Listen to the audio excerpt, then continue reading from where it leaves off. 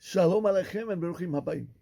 Moshe Lagnado here speaking under the auspices of Kollel, Baruch Ahavat Yisrael in Southern California and Sha'rei Tziyon here in Brooklyn, New York. My friends, this week we'll be reading Parsha YECHI. Parsha opens up. V'chi Yaakov be'eretz Mitzrayim sheva esrei shana. The Holy Zohar tells us that Yaakov finally reaches a time in his life which he really lives. It is so paradoxical that Yaakov leaves his father's house, goes to Lavan, and comes back after years of exile, thinking that he'll find peace and harmony in the holy land of Eretz Yisrael, Canaan. But as he comes back, he has sorrows. The tragedy of Dinah, the tragedy of Yosef, and he never really recovers from the tragedy of Yosef till he comes down to Mitzrayim. And now in Mitzrayim, a land forsaken of Kedusha, here he finds true joy, true happiness. He is one with the Shekhinah. The Shekhinah now dwells within him. My friends, if I could just relate a personal memory, my father used to say that his life was a wonderful life. But from the age of 70 till 96, those were his best years. Years where he felt spiritual growth, years which he felt happy with himself. We in our society many times feel that it's youth which is so powerful. That's where joy is part of our life. And we don't realize that in truth, in our later years, we could find peace, serenity, and love. My friends, that was Yaakov Avinu. But he never gave up on his dream of living or being in Eretz Yisrael. We see it so clearly that when he blesses the 12 tribes, each one of the blessings refers to the holy land of Eretz Yisrael. He's telling them that this is not your place. Your place is in the holy land of Eretz Yisrael. And we have to anticipate and wait for that very day.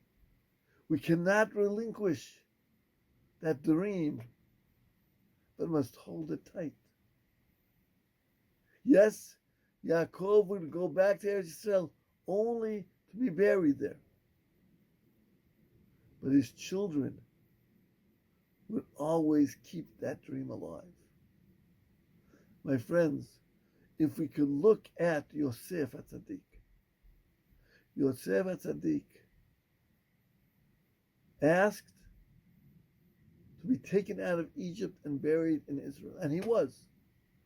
Moshe Rabbeinu took his bones out of the Nile River and had him buried in Shechem. But what is the tragedy? The tragedy is Moshe Rabbeinu was not. Moshe Rabbeinu was left on the other side of the Jordan. Moses, the man who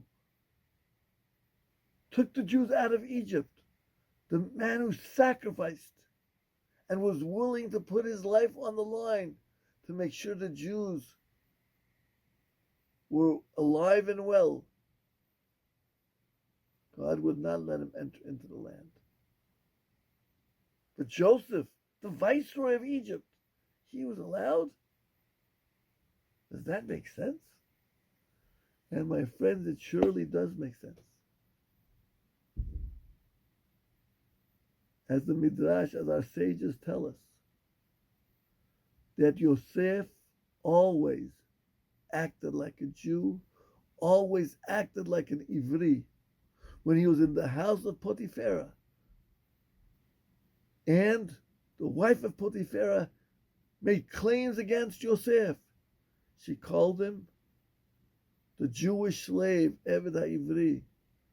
When the butler, the wine carrier of Paro, mentioned Yosef, he was the Ivri. When Yosef stood in front of Paro, his words were the words of a Hebrew. It is not me, but God. He wasn't a pagan Egyptian. He kept his identity clear. He was an Ivri even as viceroy. Moshe, on the other hand, when Tzipporah was saved by Moses at the well, and she went back to her father and said, Father, someone saved us. Oh yes, who was the one who saved us? Ish Mitzri. He looked and maybe acted like an Egyptian, not like a Hebrew. A person who acts like an Egyptian, who acts like a foreigner, may not always be allowed back in Eretz Yisrael. It's the one who in his heart of hearts knows that he's an Ivri, he's a Jew. He is the one who has a connection to Eretz Yisrael. My friends, Mashiach will soon be with us. And those of us who keep that dream alive, we will not relinquish our desire for the Holy